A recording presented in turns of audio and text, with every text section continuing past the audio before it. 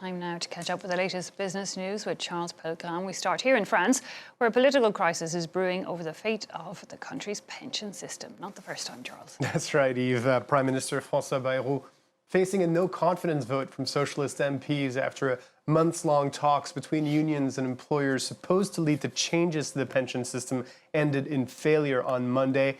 For 5 months, the two sides tried to agree on changes to the controversial 2023 pension reform passed through Parliament without a vote, and which gradually raises the legal retirement age from 62 to 64 by 2032. It also allowed for retirees to benefit from a full pension after having contributed for 43 years of work from 2027 onwards. Well, this reform was supposed to help bring the system's finances back in order as France's population got older, meaning that more people will be taking money out of the system for pensions, and fewer people will be contributing money to the system by being in the workforce. So what is the financial picture looking at right now? Well, the 2020 reform's effects were short-lived, and France's highest auditing institution, the Cour des Comptes, showed in a report earlier this year that the pension system's deficit would keep growing, meaning that more money would be exiting its coffers than entering them. The deficit this year is expected to reach 6.6 billion euros and grow to 15 billion euros by 2035, and then to 30 billion euros by 2045 if current conditions don't change. So what happened during the most recent talks? Was there any progress?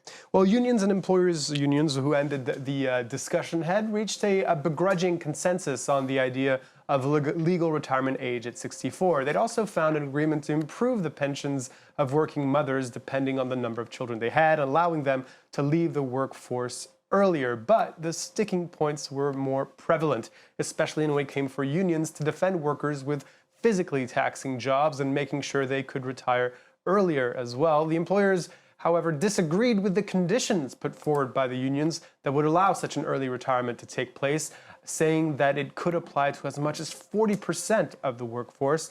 Well, Prime Minister François Bayrou is hoping to pick up talks where they stopped, and he believes that while the way to a compromise is very narrow, it still exists. Okay, let's move on and take a look at the stock markets, Charles. After gains on Tuesday on the back of that ceasefire between Iran and Israel, we're seeing moderate gains this Wednesday as investors are weighing whether that ceasefire deal will hold, keeping in mind any risks to global oil supply. Investors also paid close attention to remarks by U.S. Federal Reserve Chair Jerome Powell on Tuesday.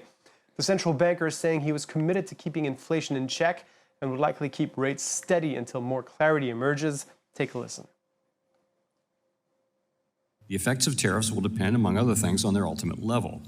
Expectations of that level, and thus of the related economic effects, reached a peak in April and have since declined. Even so, increases in tariffs this year are likely to push up prices and weigh on economic activity. The effects on inflation could be short-lived, reflecting a one-time shift in the price level. It's also possible that the inflationary effects could instead be more persistent. Well, let's end with a long-simmering border dispute between Thailand and Cambodia. Which has erupted into a full-blown diplomatic row late last month after the death of a Cambodian soldier, and tension has been at boiling point ever since. Over 3 weeks on, neither side has been able to de-escalate the situation, and Thailand has now closed almost all of its land crossings with its neighbor as concern mounts over the impact to two long interconnected economies. Luke Shrago has more. At a Thai border crossing with Cambodia, confusion and resignation as tourists and workers find themselves stranded after Bangkok shut down almost all its land crossings with its neighbour, with Phnom Penh doing the same.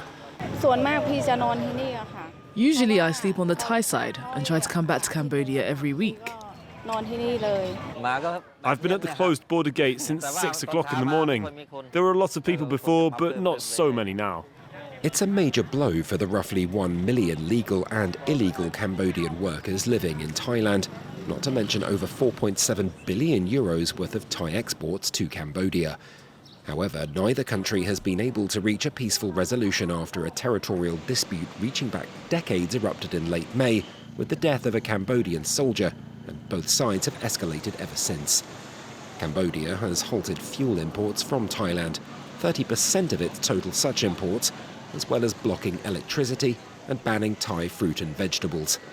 Bangkok reacted in turn, announcing moves to target online scam operations over the border. The government will also introduce more stringent measures, including suspending internet service and the export of goods that support the activities of transnational criminal networks. Thai Prime Minister Paetongtarn Shinawatra too has been swept up in the matter. Accused of appeasing Phnom Penh after a telephone call leaked, she now faces calls to step down. OK, Charles, thanks a lot for that business update.